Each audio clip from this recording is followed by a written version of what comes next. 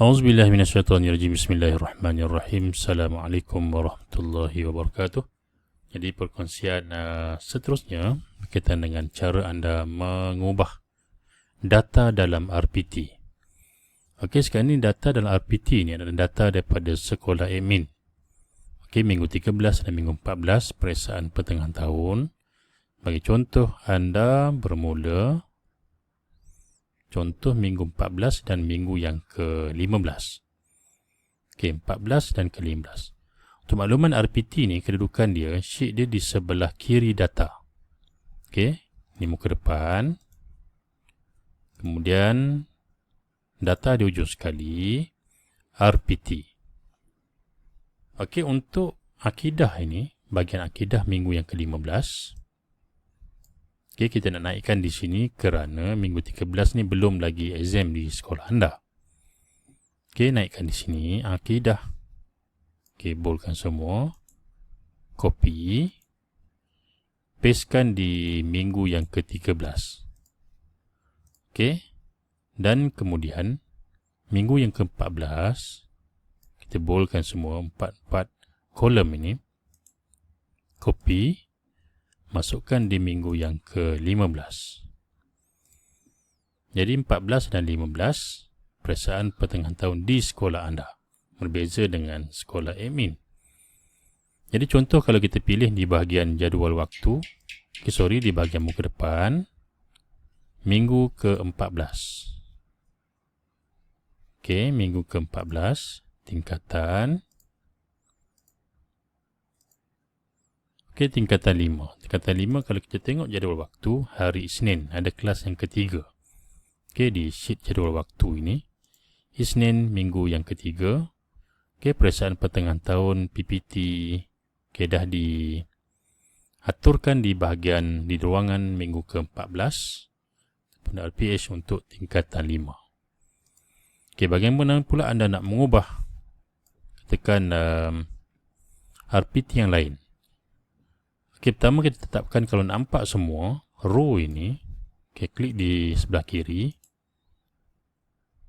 Okay, klik di sebelah kiri.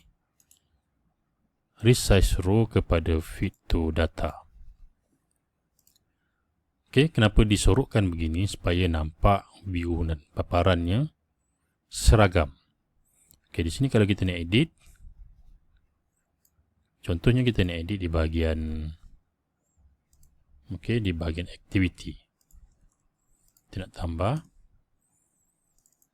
Untuk nak ke bawah dalam Google Sheet ini, kalau kita klik enter, kita edit. Kita enter, tak boleh. Kita nak edit di row yang berkenaan. Kita perlu klik alternative ataupun ALT, enter, ke bawah. Tekan dulu button itu, baru dia akan ke bawah. Tambah activity sebagai contoh.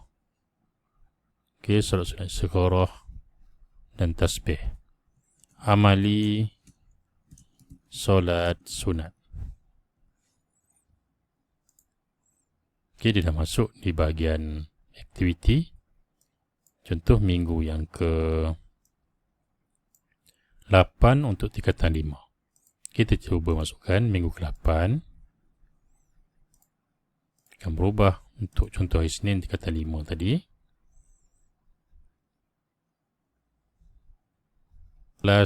Kelas yang ke-3.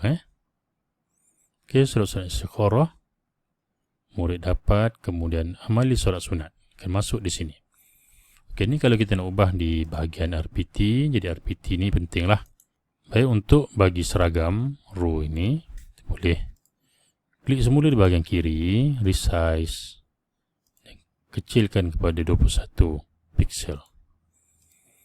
Begitu juga dengan RPT yang lain, kita semua boleh ubah. Klik saja di kotak ini, kita boleh tambah. Dan juga kita boleh delete.